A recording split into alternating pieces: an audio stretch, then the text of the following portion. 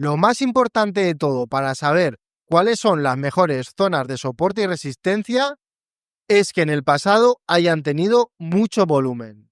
Otro aspecto fundamental será que cuanta más veces se haya girado el precio en dicha zona, más fuerte será. Es muy importante saber que el precio muchas veces se girará un poco más tarde de donde hayamos puesto nuestra zona de soporte y resistencia. Y esto es por la liquidez.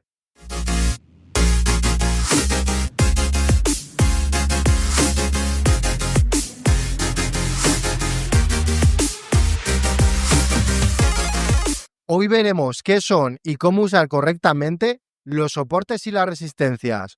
Otro concepto muy sencillo pero muy útil, ya que nos ayudarán a identificar zonas de entrada y salida en nuestras operaciones. Por definición, un soporte es una zona en la cual, si el precio ha estado cayendo, va a rebotar al alza.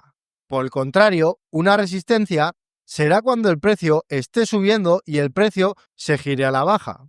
Pero, ¿cómo identificamos estas zonas? Realmente hay muchos métodos. El más sencillo es simplemente identificando zonas de soporte y resistencia anteriores. Lo más importante de todo para saber cuáles son las mejores zonas de soporte y resistencia es que en el pasado hayan tenido mucho volumen. Otro aspecto fundamental será que cuanta más veces se haya girado el precio en dicha zona, más fuerte será, ya que más personas la tomarán como relevante. Otro aspecto a tener en cuenta es el cuándo. Es decir, soportes y resistencias que hayan actuado más recientemente serán más relevantes que soportes del pasado, ya que más personas serán capaces de identificarlo. Se pueden identificar soportes y resistencias en diferentes marcos temporales.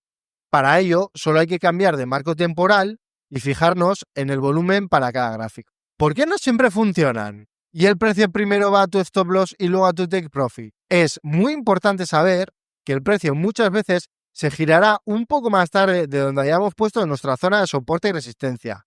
Y esto es por la liquidez.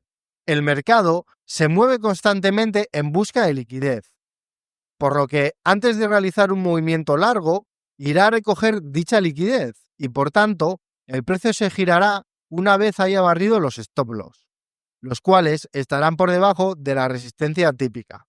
¿Qué podemos hacer para evitar esto?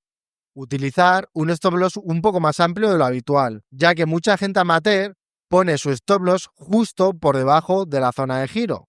Antes de seguir, si has llegado hasta aquí, te agradeceré enormemente ese like y si quieres seguir aprendiendo sobre trading, sígueme y activa las notificaciones. Vamos a hacer un ejemplo real de cómo identificar zonas de soporte y resistencia. Para ello, nos fijaremos en qué puntos ha habido mucho volumen y veremos si el precio en dichos puntos se ha girado.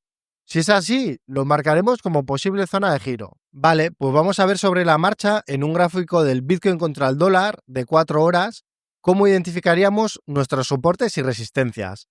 Hemos dicho que tenemos que hacer dos cosas: buscar zonas de volumen y que el precio se haya girado con ese volumen. Si encontramos volumen pero el precio no se ha girado, es decir, que ha avanzado tanto para arriba como para abajo, significa que no es una zona de giro y entonces no es relevante para nosotros.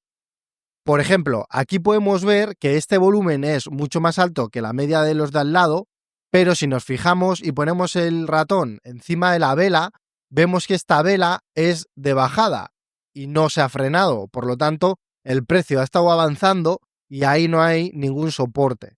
Si nos fijamos un poco más atrás en el gráfico, vemos que aquí también hay mucho volumen, pero si nos fijamos en la vela correspondiente, que es esta, la vela ha avanzado con normalidad, por lo tanto no es una zona de giro tampoco. Si vamos avanzando para atrás, podemos ver que aquí ha pasado lo mismo. Si nos fijamos en esta zona, aquí sí encontramos algo interesante porque encontramos dos velas con mucho volumen. ¿Y qué nos dicen? La primera tiene más volumen que la segunda y vemos que el precio ha bajado bastante.